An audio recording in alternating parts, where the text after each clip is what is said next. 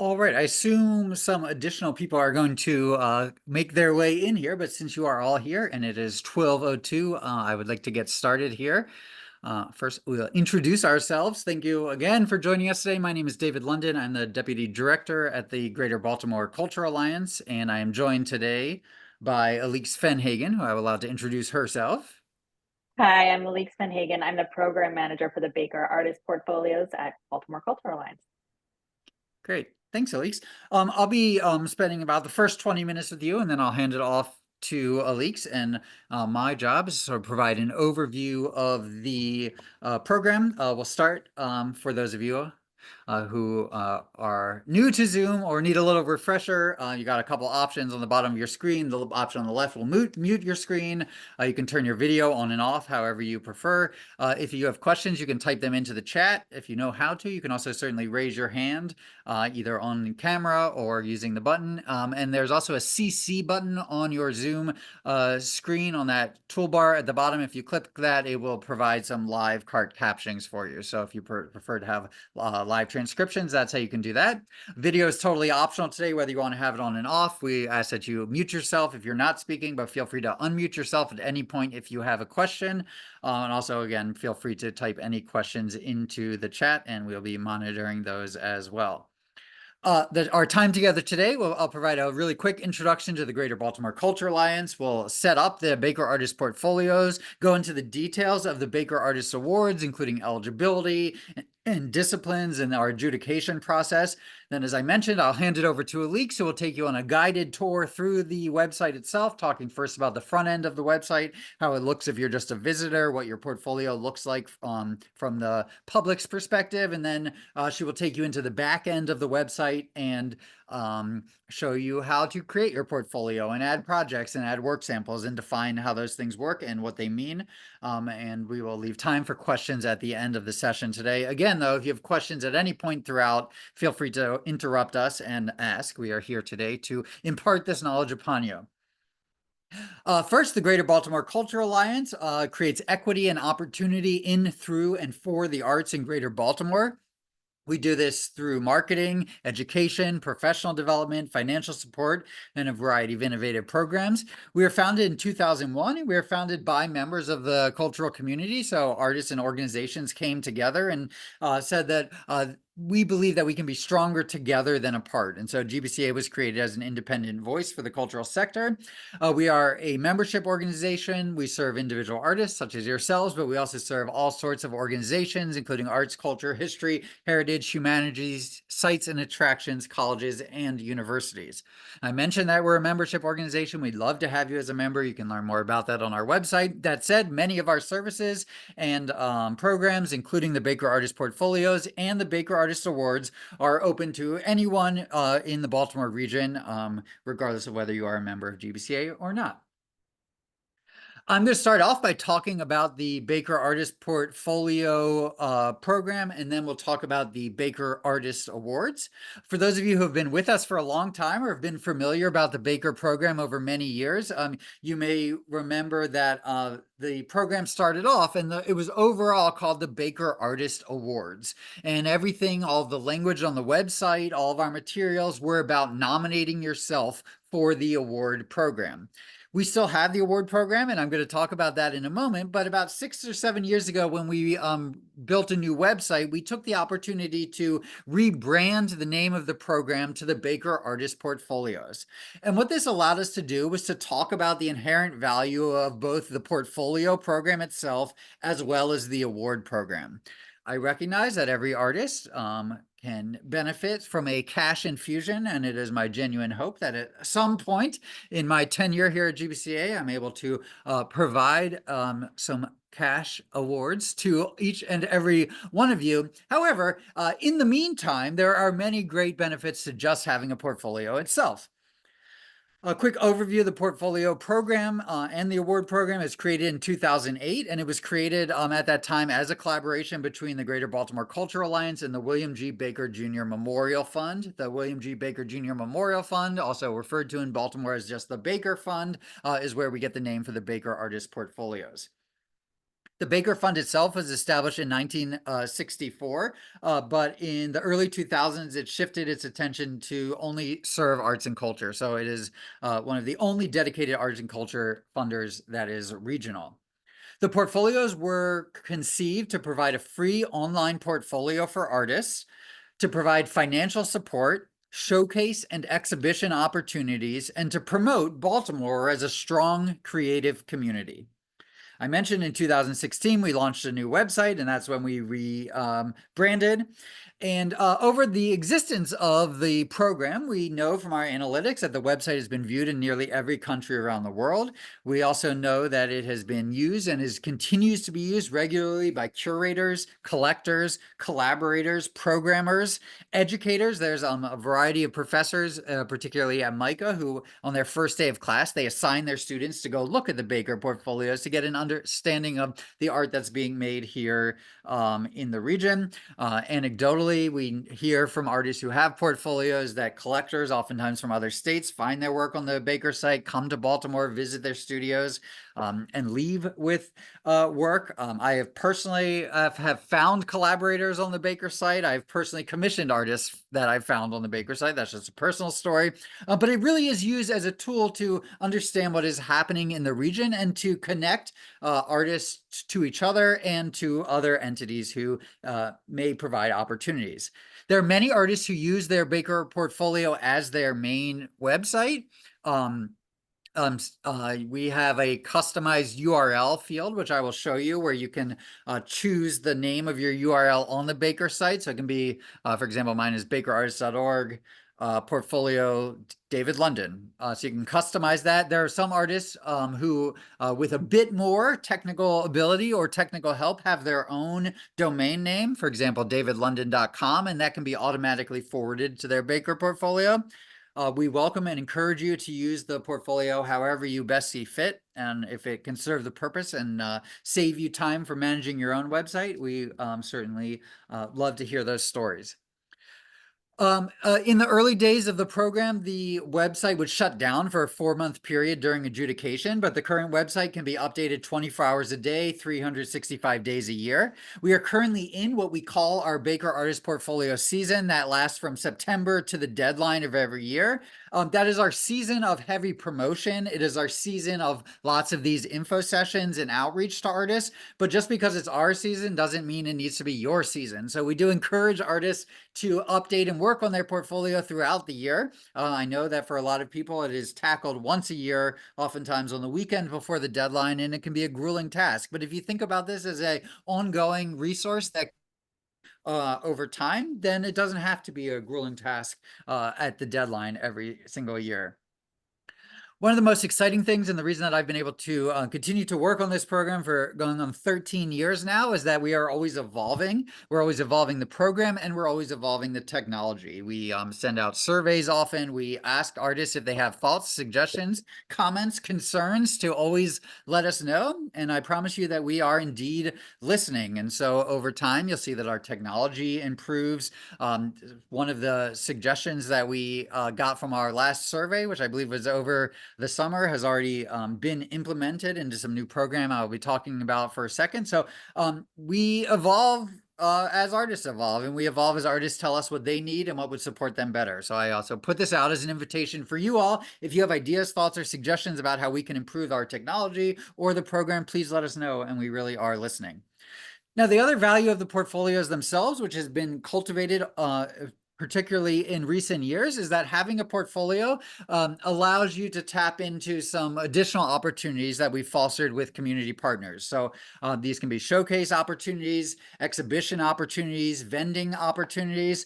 For example, over the summer, we had and we have an ongoing partnership with WTMD Radio for their first Thursday event, where we subsidize vending space for any artist with a portfolio to come and table and interact with their 10,000 guests. We've also partnered for 2 years now with Waterfront Partnership on the Baltimore by Baltimore Festival, both providing a curator and artist, but also providing vending opportunities there.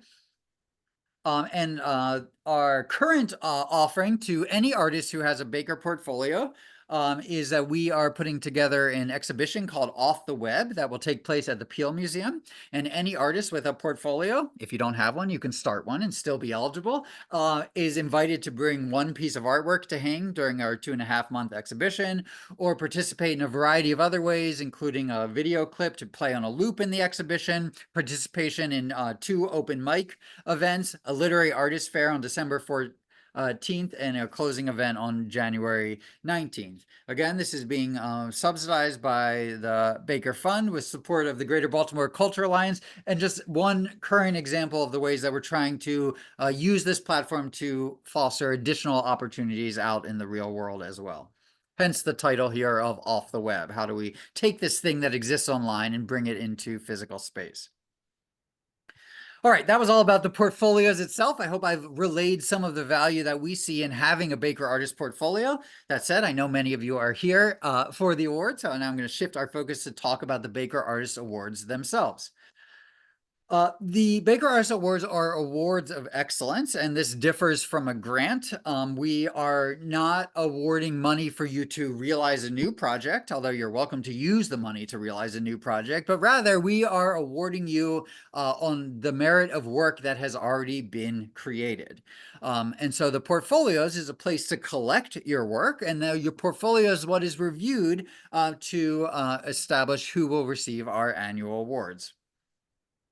If you do receive an award, this is no string attached money. There is no reporting necessary, although we always love to hear stories of how artists are using the money. You are not required to tell us, though. Since some people have, I will share some stories of how people use the money. One artist used it to buy a new instrument that was quite expensive and on their list for a very long time. Another artist used it to get heating and air conditioning in their studio, which allowed them an extra 6 months of working time a year. One artist used it to get a divorce and move out of the country. Again, you don't have to tell us. We allow you to use it however you want. We have $90,000 a year in awards to give away, and over the history of the program, we have broken that up in a variety of ways, and we have given awards over the last 17 years ranging from $1,000 to $50,000 and at various points in between. The structure that we have been locked into for the last 4 or 5 years now, and seems to be what we are proceeding with, although we do discuss it every year, so it's always could change if we come up with a better idea. But our standard award structure is that each of our 6 artistic disciplines receives a $10,000 award. So one artist in each of the 6 disciplines will receive a $10,000 award, and that's 6 artists total. And then one of those 6 artists is also further selected to receive an additional $30,000 prize, which means at the end of every year, we have 5 artists who receive a $10,000 prize, and we have 1 artist who receives a $40,000 prize, which makes it the largest art prize in the region. And that $40,000 prize came about because we were interested, and particularly the Board of Governors for the Baker Fund were interested in having an award that was truly transformational in the life of an artist. And $40,000 felt like that could unlock an entirely new world of opportunities. And so that's how we've landed on that. There are additional aspects to the awards as well. There's a feature on Maryland Public Television Artworks program, which also provides for our awardees a very high quality, professionally produced profile piece that you're welcome to use however you see fit. For our visual and interdisciplinary artists, we have a biannual exhibition at the Baltimore Museum of Art. And for our artists in other disciplines, we have showcase opportunities at other institutions. There are also opportunities for our finalists. So if you're selected as one of the 36 finalists, 6 per artistic discipline, we also have showcase opportunities out in the world at theaters or literary readings. Last year we had a reading at the City Lit Festival at Meyerhoff Symphony Hall. And so we're trying to use this platform to generate as many opportunities as possible. The eligibility to participate in the portfolio program or to receive an award is you have to be a legal resident of Baltimore City or the 5 surrounding counties. That's Baltimore County, Howard County, Hartford County, Carroll County, and Anne Arundel County. You must be at least 21 years old and a legal resident of the above geographic scope since September 1st, 2023. So you've had to live in the region for 1 year prior to the start of the season.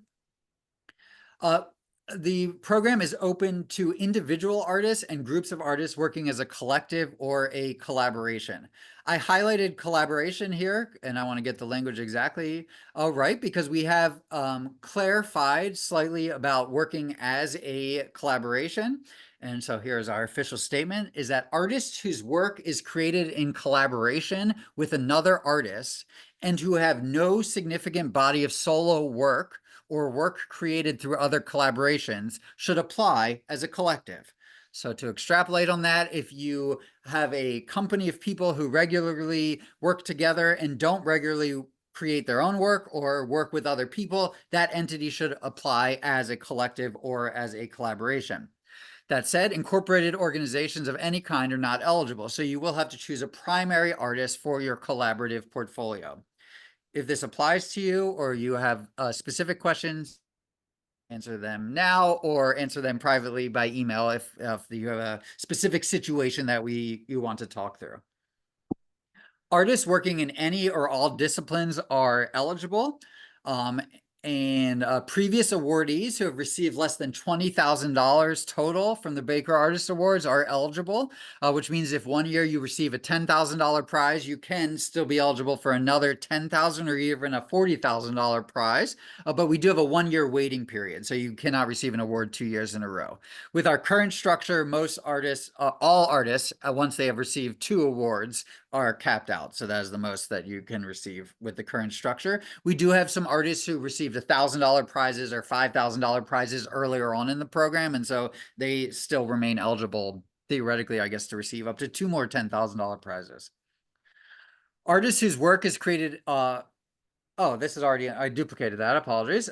Staff board, this one really only applies to me and Alix as far as I know, but I do have to say it. Staff board and family members of the Greater Baltimore Culture Alliance, the William G. Baker Jr. Memorial Fund, or the Baltimore Community Foundation, where the fund is housed, are ineligible for an award. However, eligible to create a portfolio. If you search, you will see my artistic portfolio, as well as the president of the Board of Governors, Connie M. Bowden, who's a world famous photographer. She has a portfolio as well. We love to share our work, but we are not eligible for a prize, unfortunately. The Baker Artist Awards are split into 6 artistic disciplines that I mentioned: visual arts, performance, music, literary arts, film and video, and interdisciplinary. Artists can include all work, even if it's in a variety of disciplines, but you are required to pick a primary discipline. I want to define the way we think about interdisciplinary artists for a second, in that we think about an interdisciplinary artist as an artist who's creating singular works that cross disciplines. So, for example, if you juggle and you paint while singing a song, then we would consider you an interdisciplinary artist. If you juggle, but not at the same time that you paint and not at the same time that you sing a song, we ask that you choose a discipline. That could be visual, that could be music, or that could be performance. Maybe that was an abstract example. But we think, again, interdisciplinary if you're creating singular works that are crossing disciplines. Otherwise, we have to choose a primary discipline. I'm going to talk about the adjudication in a second, and you will see that the reason that your discipline selection is important is that we want to make sure that the right experts are looking at your portfolio when they review them. And so thinking about if you are an artist who creates in a variety of different disciplines, thinking about what is your primary discipline will make sure that the right eyeballs are looking at your portfolio. Our deadline for 2025 is January 17th. I just want to confirm, might be 19th, but it says here 17th, January 17th. 17th. It's 19th? No, you're right, 17th. Okay, Friday, January 17th at 5 o'clock p.m. What happens at that time is that a duplicate copy of your portfolio is made, and that is what the jurors review. So at 6 o'clock on January 17, you can you can change your portfolio, and the public will see a different portfolio, but wherever your portfolio was at the time of the deadline is what will be adjudicated for the awards. To talk a little bit further, the Baker Artist Awards are recognized artists who demonstrate excellence in 3 areas. And I'm going to say these twice and then I'll define them. These 3 areas are also the only 3 areas that our adjudicators are looking at when they review the portfolios. That is mastery of craft, depth of artistic exploration, and unique vision. Said I would say it twice: mastery of craft, depth of artistic exploration, and unique vision. So let me define those a little bit. Mastery of craft, whatever tool you have decided to utilize to explore your ideas, are you on a path to mastery? I don't know how else to define that. Depth of artistic exploration. This category used to be depth of artistic portfolio. And then we realized we weren't interested in how deep your portfolio was. We were interested in whether your portfolio expressed a depth of artistic exploration.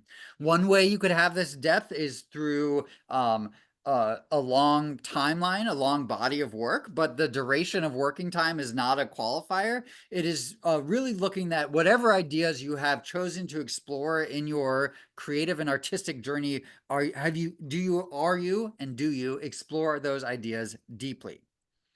Unique vision, probably the most subjective of all, but is what you're bringing to the world unique? Is it new? Is it singular to you? We recognize that all of these categories, like all adjudication categories, have varying levels of subjectivity to it, but this is what the jurors are told to look for when they are reviewing your portfolio. I'm going to pause on this in case there's questions. I know this has been a whole lot of information. I only have 1 slide left, I think. Oh, yeah. Let me talk about the adjudication process, and then if you have questions, I'll answer them, but I'll give you all the information. We have received pushback over the years because we have never our jury process and our jurors have always been kept private, and so we've never relayed how it is that the jurors use their rubric to select finalists and select awardees, and we have never released the name of the jurors to the public. This year, we have taken a step forward, and we are disclosing both our process, and we will be announcing the name of our second-tier jurors at the same time that we announce the awardees. So we will let you know who the jurors were when we let you know who the awardees are. So here it is. In full disclosure, we use a 2-tier jury process. We engage local, regional, and national experts. In the first tier, 2 to 3 local or regional experts per discipline review all portfolios within that discipline. They will review a minimum of the 4 work samples at the very top of your portfolio, and Alix will talk more about the work samples once we get into the website itself. And each juror submits a scoring and ranking of their top selected artists. Tier 1 jurors are anonymous to each other and to the public. And the reason they are anonymous is that these are many people who you may be acquainted with. They may be friends, they may be colleagues, they may be past awardees or fellow artists. And so we feel like out of respect for them and to ensure that nobody feels pressured that we keep these jurors private, I will let you know that we are very strategic in picking our tier 1 jurors, in the sense that in each discipline we make sure that at least one, but as often more, a juror is somebody who's in a decision-making role, whether that be a curator or a programmer for a music venue or a performance festival curator. We intentionally look for people who we want to expose the artists who have portfolios on the site to. Many of those, because those jurors are kept private, they will cannot let you know they found your portfolio being a juror, but we do tell them that they can certainly reach out to artists that they found and just let them know that they found them on the Baker site, which they often do. After the tier 1 adjudication, we have 36 finalists. That's 6 artists per each artistic discipline. As I mentioned, we have finalist showcases for those artists, but during the time those showcases are taking place, our second tier of jurors are well underway. And in our second tier, we have national experts representing each discipline for thoroughly reviewing the portfolios of each of the 36 finalists. So that means that we have experts in all disciplines reviewing all 36. Each of those jurors submits a scoring and ranking of their top selected artists. And as I mentioned, in 2025, the names of the tier 2 jurors will be announced with the name of awardees. All of that data that we've compiled from both the tier 1 and the tier 2 jurors are compiled, and that leads us to our selected awardees each year. The finalists will be announced in March of 2025, and the awardees will be notified and announced in May of 2025. All right, I think that was my, oh yeah, this is very important. If you have questions for us after our meeting, of course, today, ask questions while we are here, but if you have questions for us after the meeting, this is the best email to reach out to us from, baker@baltimoreculture.org.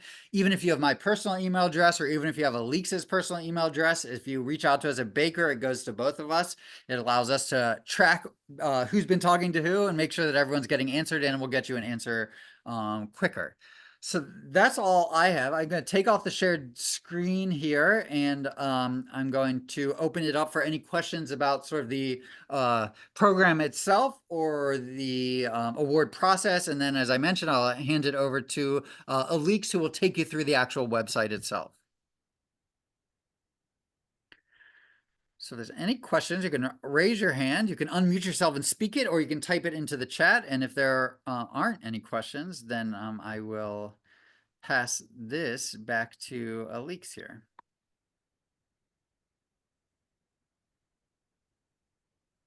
All right. Well, you work in multiple disciplines, not multiple disciplines, multiple media. Yeah. Is it wise to have more than one portfolio? No, so each artist can only have one portfolio. Are in media, would that still be a visual arts? It's still category? visual. Yeah, I work in clay and I paint. Yeah. So each artist can only have one portfolio. So you include all of your work. What you'll see when we get into the portfolio section itself is that each artist can have a variety of different projects on their portfolio. And that's one way you could think about organizing your work based on the different media. So you could organize your project by paint or by collage or by mixed media. I'm making this up, but as examples, that would be a good way to organize. Okay, I see. Great. Thank you. You're welcome. All right. If there are no more questions, I'm going to hand hosting back over to you, Alix. And you can take it from here. And thank you all for spending part of your day with us here. Okay. So now we're going to go through the website, and we're going to start looking at the front end, and then we'll look at the back end. So you'll see what the website looks like. You'll see what it looks like when it's all done and when portfolios are all finished. And then I'll take you around the back end and show you some of the how-to and some of the sections that you can fill out yourself and create your own portfolio. So give me a second to share my screen. I am a little bit slower on Zoom than David, so bear with me. And if something is amiss, feel free to let me know that. You can just unmute and say, I can't see it, or I can't hear you, or you're showing the wrong thing, and I will be sure to fix it. So what I'm showing you first right now, you should be able to see the Baker Artist Portfolio website right here. And I'm showing you what it looks like when you just go to bakerartist.org, not logged in. It will look just like this. And I'm showing you this mainly because it'll look very similar to this when you are logged in, except you won't see these two fields right here. Become an online curator, and for most of you here today, become a Baker artist if you aren't already. And if you are interested in becoming a Baker artist and starting your own portfolio, the easiest way to do that is going to this site and just clicking this button right here that says Start Your Portfolio. So this is the homepage, and on the homepage, you'll see we have a grid of artists right here. Normally we have 16. Here we have 15 because the only one that is different is right here. They're past awardees, and this one has a double square. This is a list of artists sorted at random, except it is default sorted by artists who have updated most recently. So one way to be featured on the homepage more often, or featured when someone searches your discipline, is to keep your portfolio active and continue to log in and tweak it and add things and change things around. The default is to sort by most recently updated. I'm going to show you the browse feature. Oh, well, I'll start up here actually. So right here you have the menu. And if you click menu, it'll open up all these options. So this will allow you to look at artist portfolios by discipline. This will also allow you to create your portfolio, become a curator, look at curated collections, or log in. And we'll go over that in a minute. This is some information about the awards. Most of the stuff that David actually just went over, the awards. Here you can see past awardees. We'll go there in 1 second as well. And down here is about us. Again, some of the stuff that David just went over. And the help page. We're going to start at the help page because I think it is one of the most helpful things for artists building out their portfolios for the first time, as well as artists who have portfolios who just want to update them, refresh, find something new. So here you have all the information. You have our deadlines, dates. You have the list of Baker Artist Info sessions. You have information on how to create your curated collections, requirements, all of that helpful stuff. Two things that I want to point out right now is this download a detailed instruction manual. This will download for you a PDF of a how-to. It's basically a step-by-step process of how to build out your portfolio. So you can look at that along with reviewing the video that you'll get of this session if you want to. And really, if you have any questions, that's the place to go to first. You can always reach out to us, but if you want just a how-to, that's the place to go. If you find that there's some issues that you're happening on your site and you're not seeing your portfolio, things like that, this is a great place to go. Common questions. It'll answer a lot of questions that come up commonly, and I'll say we get a lot of the same questions pretty consistently. So, and these are just helps and tips. So all of this will be very helpful in building out or refreshing your portfolio. I'll show you one other way to get here. So that same menu is all down here at the bottom of the page, and it's at the bottom of the home page too. So those are two ways that you can navigate the site. And let's go to past awardees. So past awardees take you to past awardees of the Baker Artist Awards. You can search by year. The reason I suggest going here is, one, there's some really amazing artists who've won in the past, but also it is a great way to explore what other artists in your discipline who have been awarded an award have done with their portfolios. It doesn't mean you have to do that. Your portfolio should be your portfolio and express who you are as an artist. But sometimes when you go, I don't know where to start, this is a great place to start. You'll see some portfolios that have been successful in the past, and it can give you some ideas of how to sort, how to arrange your portfolio, or ways to present yourself as an artist. In terms of searching artists, if you click browse, you'll get that grid, not sure what you'll get that grid of 16 artists right here. And again, by default, it sorts by most recently updated, but you can click over here and you can change that by last name. One of those should be last name A to Z, last name Z to A, or most recently changed. You can also filter by area or affiliation. Right now, what's in here are geographical areas. We do have a feature, and I'll show you on the back end, and we're going to launch it soon, to sort by region or affiliation. So then we'll have more artistic organizations. If you, for example, are a member of the storytelling group at the Peel, that will be an option here, and you can click that affiliation in your profile. And then when you sort by that, you will come up in this grid. For now, you can see if I sort by Station North Arts and Entertainment District, I get artists who are working or affiliated with that region. You can also sort by or view artists in a specific discipline.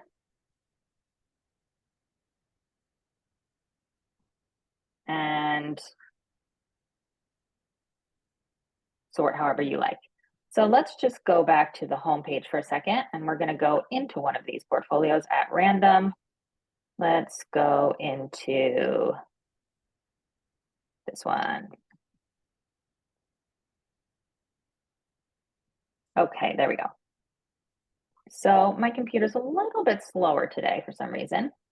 But here we are. We're in Teresa Duggan's portfolio. There we go. And you'll see at the top, we have the work samples.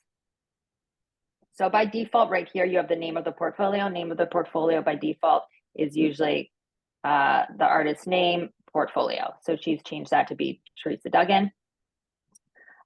In here, we have the work samples. You can have 4 work samples, up to 4 work samples at the top of your page. It supports PDFs, audio files, video files, and images. There is a limit. If you can have a video up to 10 minutes. If you're a literary artist, you can have up to 15 pages. Otherwise, you can have any combination that comes in under that limit. These are the things that the jurors in the first tier will review. So you do want them to be catchy.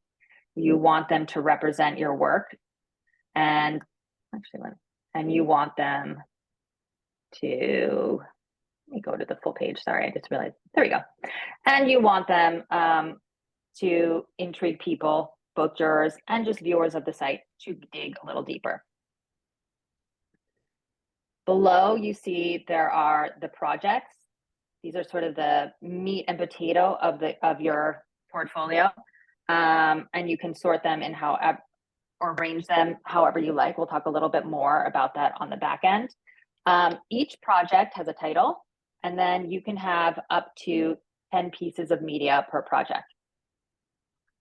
You, in your portfolio, can have 10 projects. So that means that your portfolio can have up to 100 pieces of media in it, 10 projects, each of them with 10 different pieces of media. Usually, but not always, the work sample is also a piece of media somewhere below. It does not have to be, but often that's what artists choose to do, so that if someone sees that work sample and wants to know a little bit more, they can go and dig down into your portfolio and view the projects. Over here, you have the artist bio. I'll show you where you fill out your own on the back end, as well as the image of the artist. This is not the image that will necessarily show up in that grid that I showed you on the search page. If you do not put an image on the back end, where I'll show you in a minute, the image that will show up on the search page will actually be the image of your first work sample. Your resume is viewable to the public should you choose to upload one. It will not be viewed by jurors, but it is viewable for the public. So I encourage you that if you do and choose to upload a resume, you just check it and make sure it doesn't have any personal information or contact information that you are not comfortable showing to the public. And then down here at the bottom, you'll see social media and website. Should you choose to have your email, that would also be accessible. Here's her curated collection. I'll show you how you do that later, but on your portfolio, you can choose other pieces of media, other works by artists, and you can add them to your curated collection, and then they'll show up right here on your page. You can use that as a little gallery exhibition or just to show other artists that you're interested in. You can show other artists that you've worked with. You can change that and adapt that as you like.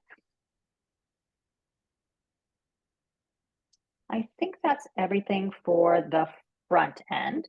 So now I'm going to take you into the back end. We're going to go into the version that I'm logged into and show you how to build out your own portfolio. So once you log in, it should look something like this.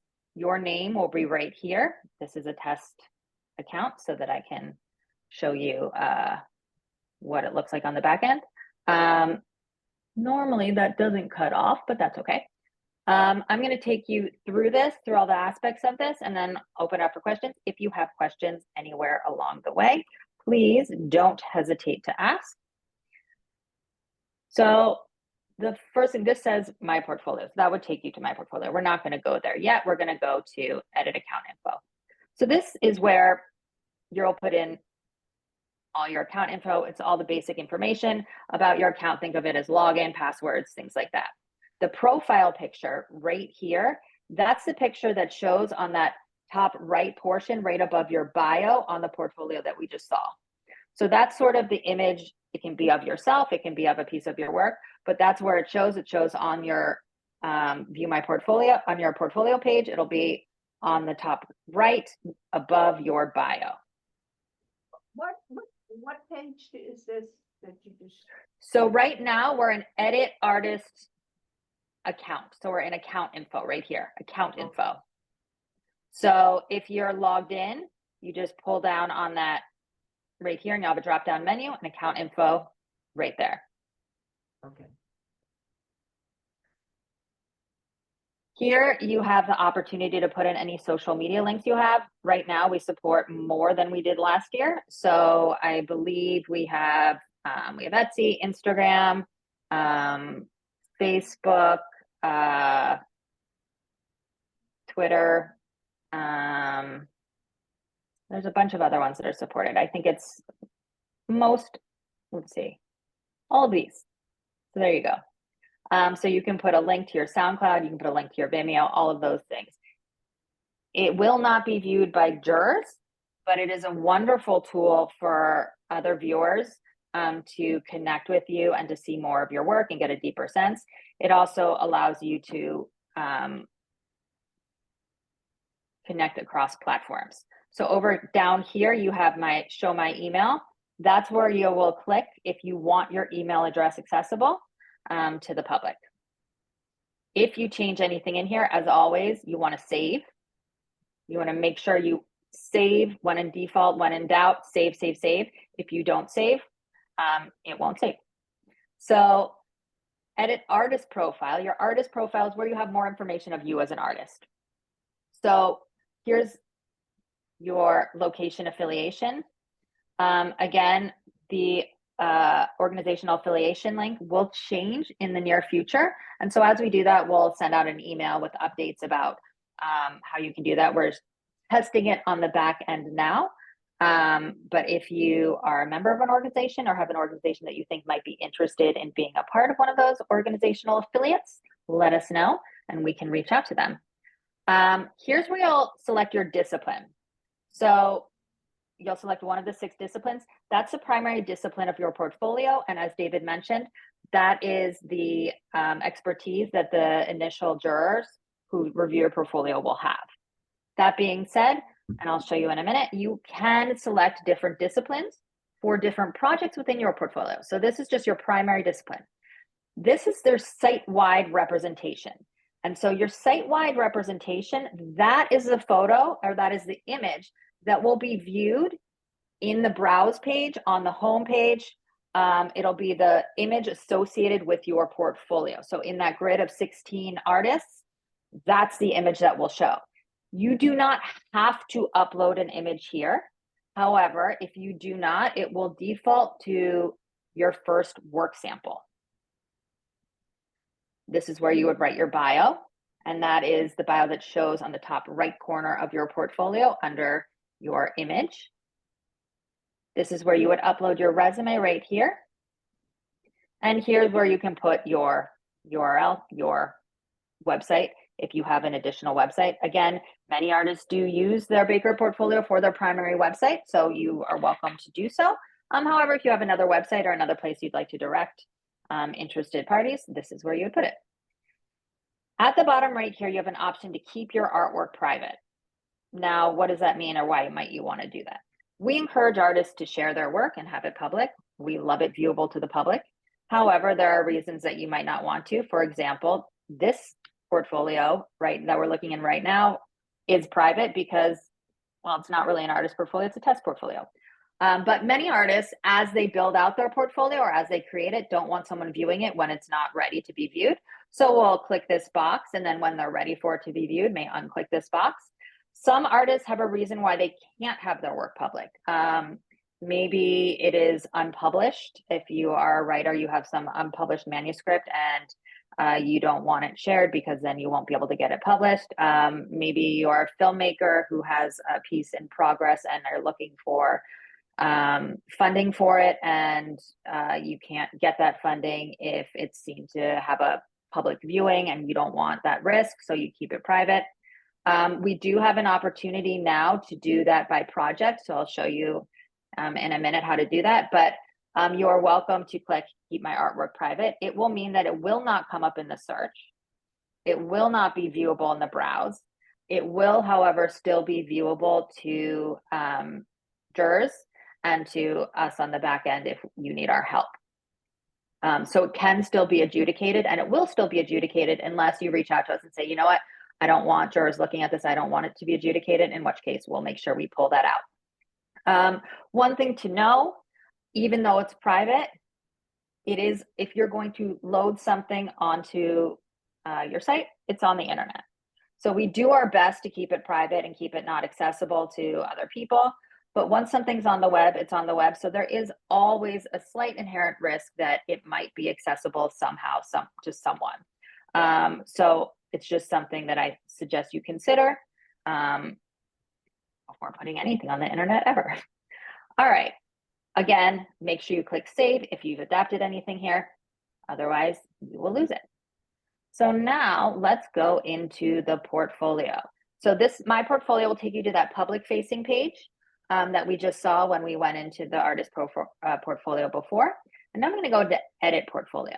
This is where you'll spend the most of your time in building out, changing, adapting your portfolio. And there are a lot of options on. Yep, so test, so you'll go up to your name, that arrow right there, the drop-down menu will take you to edit portfolio. So this is the title of your portfolio, and that's what we'll display right here. By default, it's going to be the artist name and then portfolio. So here, test user is the name of this artist, and portfolio. You can change that to whatever you want. So I could take out portfolio right here, and then it would change it. Once I save it, it'll be just test user. Some artists don't use their first and last name. Some artists have artist names, or it might be a collaboration. You might be a collective.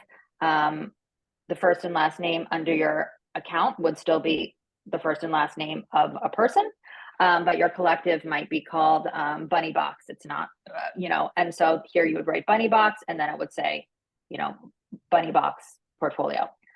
So you can adapt that however you want. The preferred URL right here, again, as David mentioned, you can use this as your primary website. So whatever you type in here, totally up to you, will follow bakerartist.org/portfolios. So right now, this URL that takes you to this site is bakerartist.org/portfolio/test user. Many artists use their name. Again, you can shift that however you like. And then in here, we come to our work samples. So work samples are those 4 pieces of media, up to 4 pieces of media at the top of the portfolio. They're the first thing that are viewed by the public. They're the first things that are going to be viewed by the adjudicators. And this is where you will add them. Until you add a work sample, so at least 1 piece of media here and 1 project down here with 1 piece of media down here, your portfolio is not considered active. And your portfolio will not be viewable in the search or browse. So that's the minimum that you need for an active portfolio. Work samples, as mentioned, you can have up to 4 work samples. Right now, you'll see that I have 3. So I'm going to walk you through how to add a work sample. We're going to start with an image. You'll click that drop down. You'll go down to whatever media you want. And I'm going to add new media item. I'm going to choose a file. And I'm going to choose this image right here. I'm going to open it up. So now I'm going to name my image. This is the title of your image, and this will show on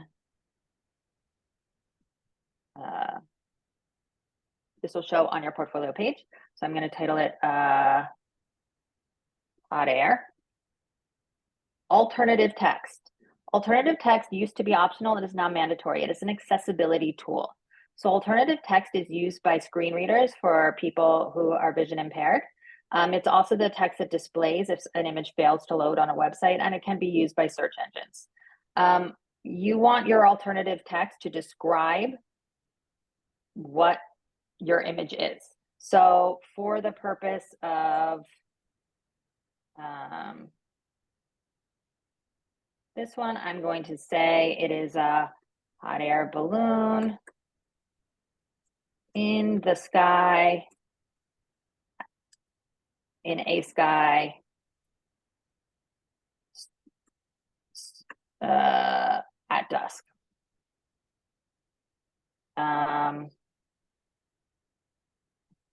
Then your description is what appears under your image on your website. So at minimum, you want to put label information. At maximum, you can put whatever you want. We don't have any limits to character limits here. So you could write as much as you want about where you were as an artist when you make this piece.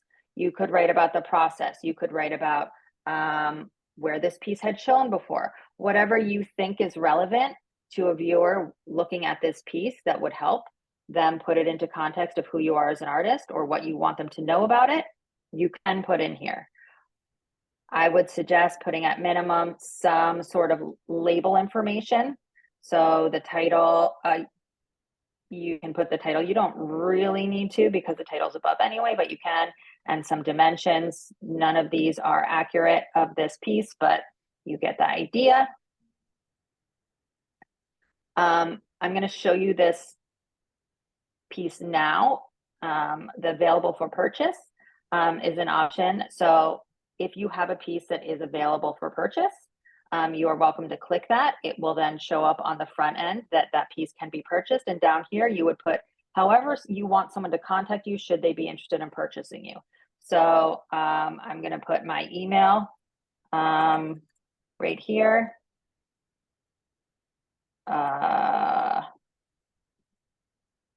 You could put your website. You could put a social media handle. You could put let's say it was not an image, but you wanted to sell tickets to a concert or a reading or an event. You could put a link to the ticket site. So there's many options. You can use it however you'd like. You do not have to use it, but should you be interested in people purchasing your work or attending something that you're doing and being able to buy that, it is a tool that you are welcome to use. And then you're going to click create image. This used to be save. We're going to update our thing, but create image is the same thing as save. So you're going to click save. If you do not click save, it won't save. And there you see, we have our image. Now I'm going to click save again right here. If you're going to stay in your portfolio, you don't need to do this, but I want to show you what it looks like now on the other end. So I'm going to make sure I click save so that it stays. And now you can see on the front end, let's scroll along. And there is my new work sample, the title, the description, and it's available for purchase right here. And if I click there, I get how I want to be contacted or the ways that I can go about purchasing that. Let's go back into edit our portfolio. I'm going to show you how to upload a couple different types of media. Images are quite straightforward. I'll do that again. I'm going to add a remote video. So video is the only type of media that is not hosted on the site. And you will have to connect to YouTube, Vimeo, another service. But it's very easy to do and very easy to add. So I'm going to add my, oh, hold on 1 second, new media item. I need to get my URL, so give me 1 second. Hold on. Sorry about that. Again.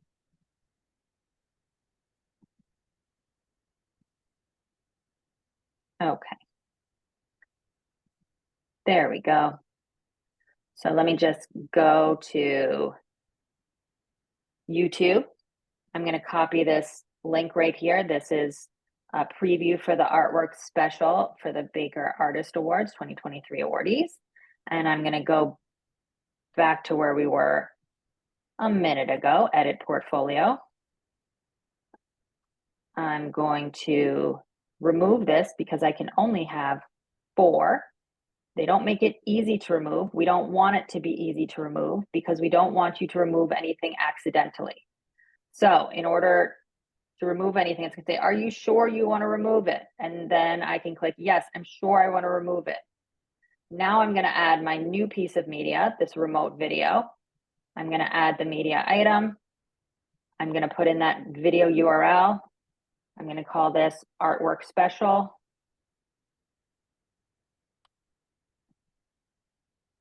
MPT artworks preview right here. You can put whatever you'd like for that description. And I'm going to click save.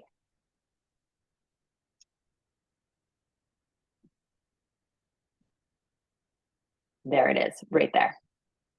So it shows the image and I can click play and it will play right in the portfolio.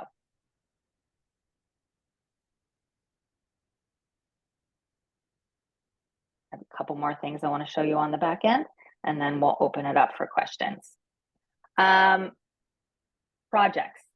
So projects, again, that's the part below your work samples. And that's really where you put the breadth of your work. You can create your projects however you want to.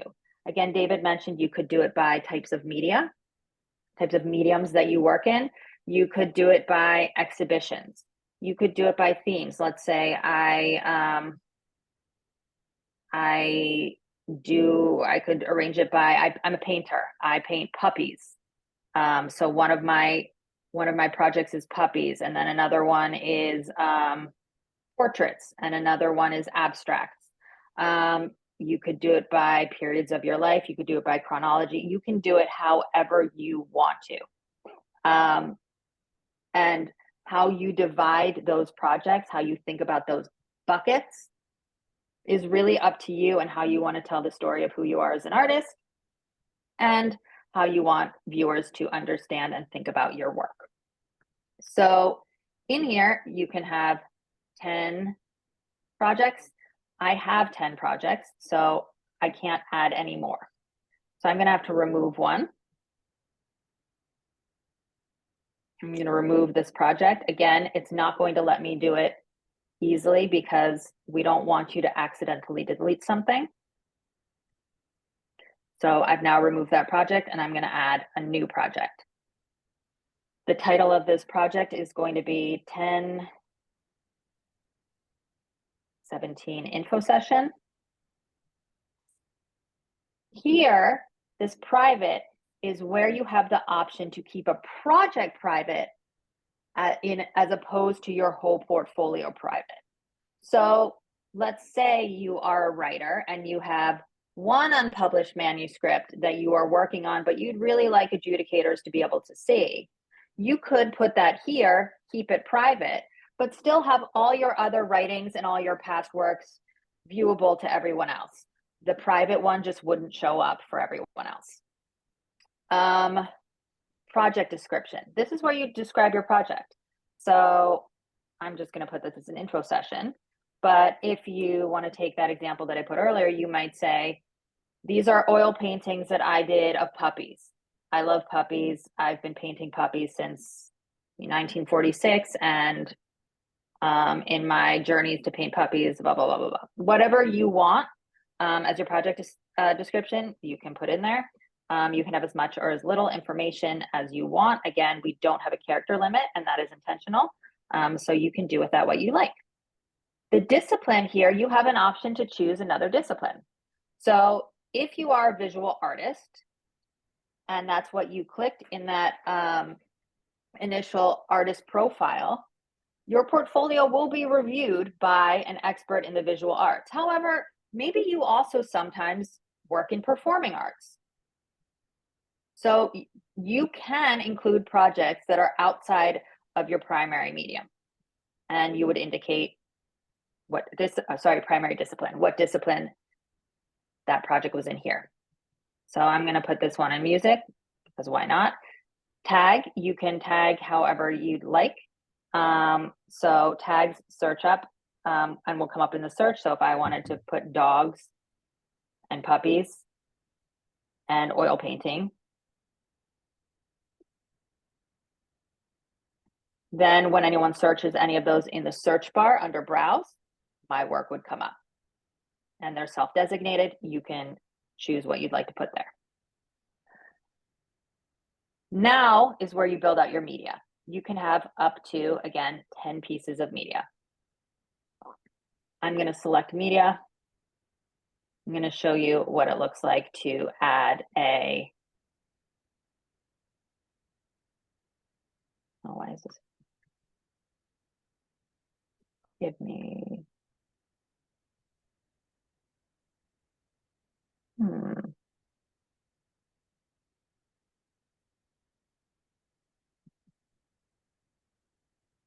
Up here is where you, there we go. Up here is where you're going to select what type of media it is.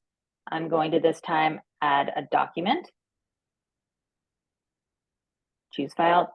PDFs are the best supported document on this site. And at this point, that's what we're going to suggest that you upload if you're a writer or need to put any document or writing up there. And part of that is because of the way they display. This is the Baker manual.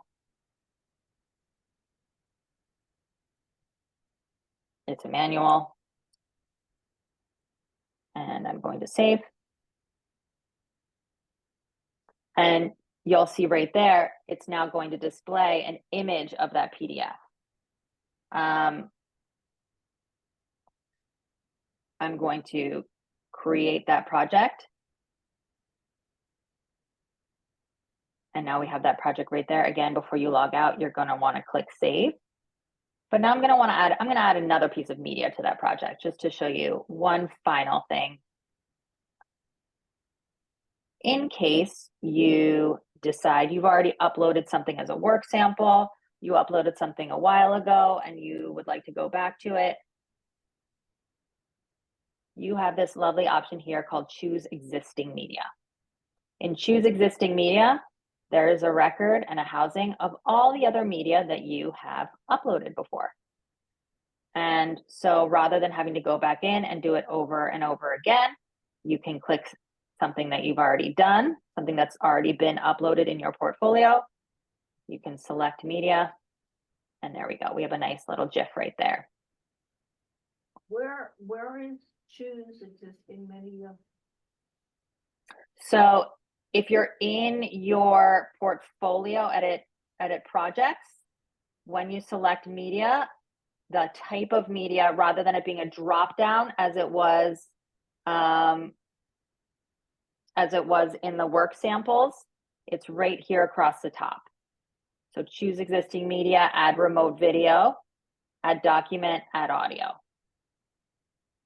All right, I'm not, okay. And then you're gonna update project. And you're gonna click save. And we'll scroll down, we'll view that at the bottom, we'll see. There we go, there's our new project. So here's our info session. And there's our Beatles.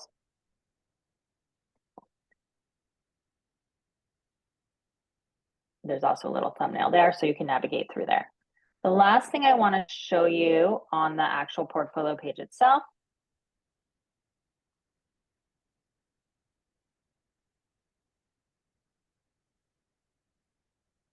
the option to add a background image. You don't need to add a background image. The default is that it'll be this lovely Baker blue color right here. Many artists think that works wonderfully for what they want.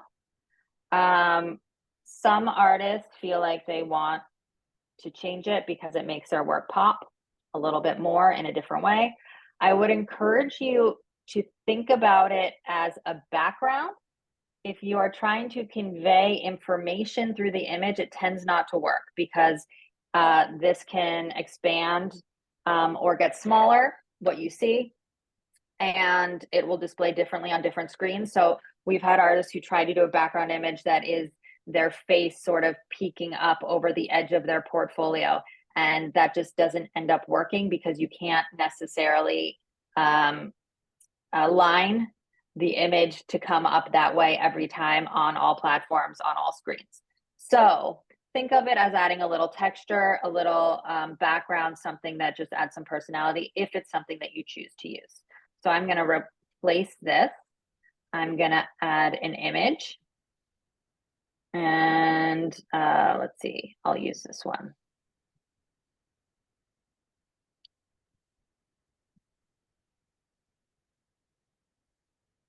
And I don't really need a description for this because this is for my background image.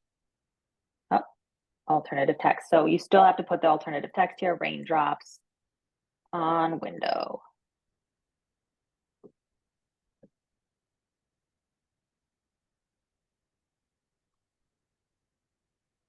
And then I'm going to save.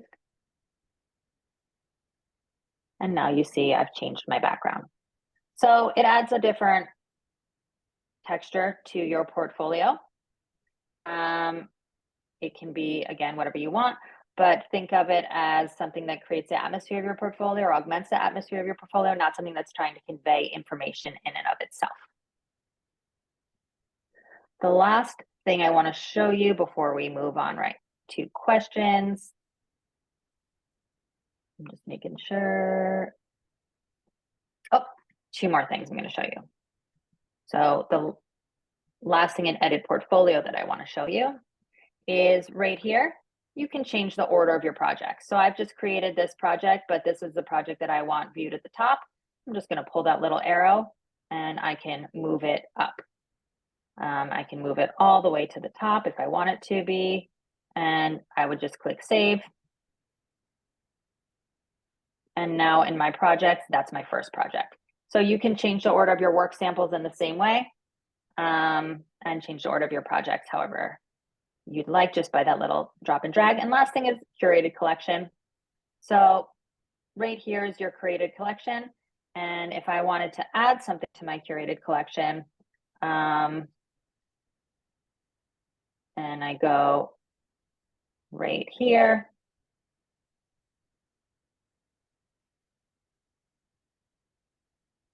And I love this piece and I want this work as part of my curated collection. I'm going to just add it to my curated collection.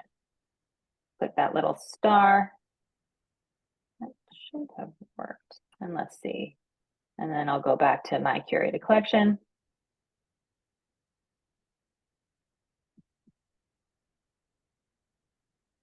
It's a little slow. Thanks for bearing with me.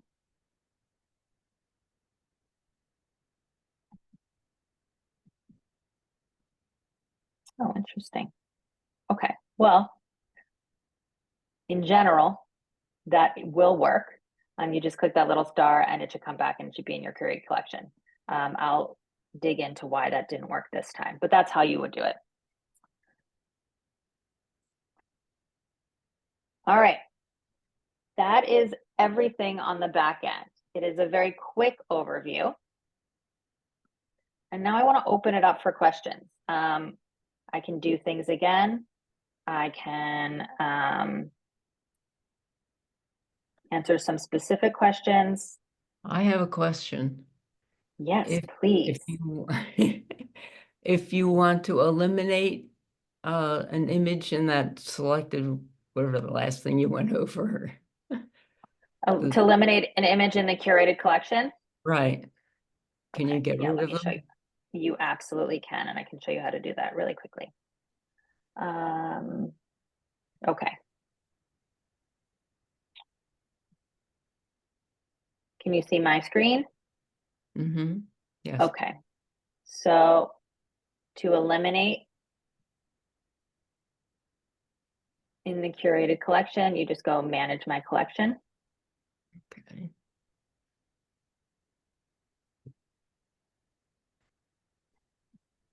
And hopefully your computer is functioning a little bit quicker than mine. And you would just remove from your collection. Oh, okay.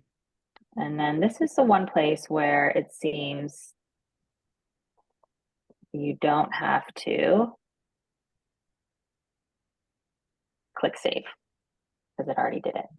Okay. All right. Thank you. Of course.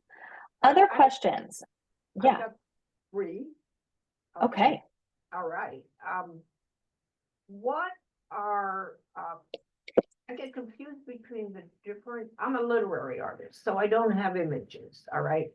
So I'm confused about what is the difference between the 4 work samples and the project. Great. So work samples have a length limit. So have a for what? a length limit, a limit in length.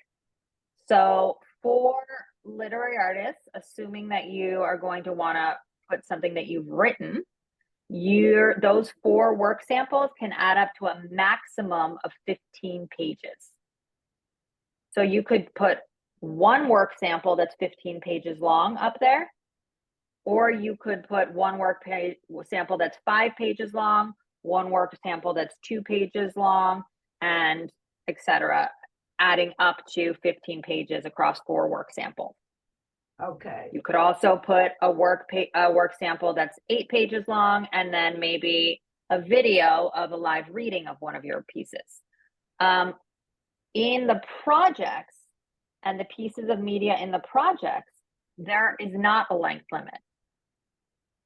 So if you wanted to put your whole 100-page novella in as a piece of media in the project, you could do that. Now, in a thorough review of your portfolio that the adjudicators do when they look at the whole portfolio of finalists, they may not be able to read, 5 novels, but they will dig down. okay, and then what is the curated collection? The curated collection is for you. So we are looking into ways to better make that visible and use that to connect artists. But right now, it's just something for you to do. For you to add, and you can use it as you want. You could use it to indicate artists that you've collaborated with and add pieces there. You could use it to just show artists whose work aligns with yours. You could not use it at all. There is also an ability for people to log into the site and create a curator account. So they would not be an artist and they would not have a portfolio, but they would be a curator, and they could still build and create their curated collection. Okay, you mentioned that you like PDFs.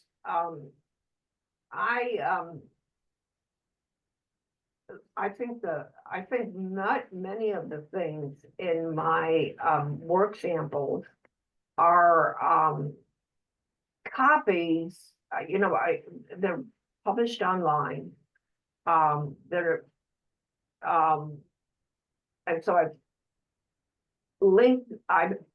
So they're published online, and then I copied them online.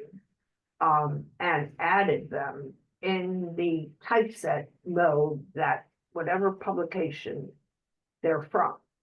So, okay. So I don't.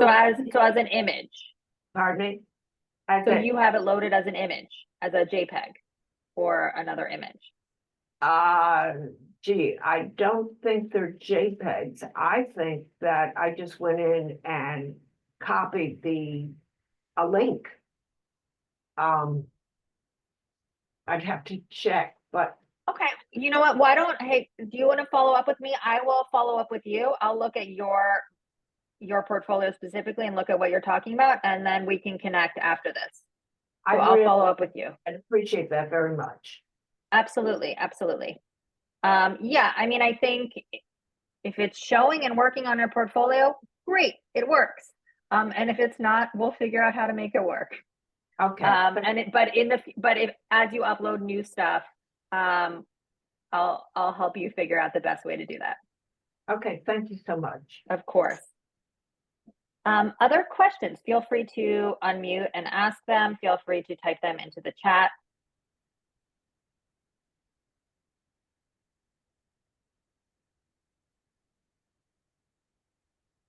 Okay. Well, I'll stay for another couple minutes, so feel free to unmute or chat. You can reach us at baker@baltimoreculture.org with questions about your own portfolio, with technical issues, with anything else about the program. We're usually very quick to respond. Closer to the deadline, we will also have some signups for working sessions. That's a time when if you want one of us to take a look at your portfolio or work through it with you and give you some feedback or some pointers about what we see, we're welcome to do that. And we'll send out a sign up, and it's a half an hour time with someone on our staff to do that. This year, we will also be having a session for group feedback from other artists in your discipline. And I'll follow up with the date that we'll be doing that. That will be at the Peel during the run of Off the Web. And we're inviting artists to gather in their disciplines if they would like to get some peer feedback from other artists in your discipline. I can give feedback from my perspective, having viewed a number of portfolios, but sometimes it helps to have someone else who's working on it in your discipline. And if that's something that you're interested in joining to get feedback or to share in that opportunity to give feedback and build community, you are welcome and invited to do that. If you are interested in joining Off the Web, our exhibition at the Peel, in performing there, in showing your work there in any way, in tabling at a literary event, in having a digital file screened or a performance screened, please go to bakerartist.org/off the web. I will also send that in a follow-up email that you'll get probably tomorrow. So I'll follow up with that and the manual and all the information that you'll need, as well as our contact information. Okay, thank you. You've been great. Oh, my pleasure. Thank you so much for taking the time this afternoon. Please, please, please, really don't hesitate to reach out. Helping artists build their portfolio is the most fun part of the job. And we want you to be on the site and to feel good about what you're showing on the site. So reach out for questions, reach out with feedback, and I look forward to seeing your work. All right, thank you. Have a wonderful afternoon.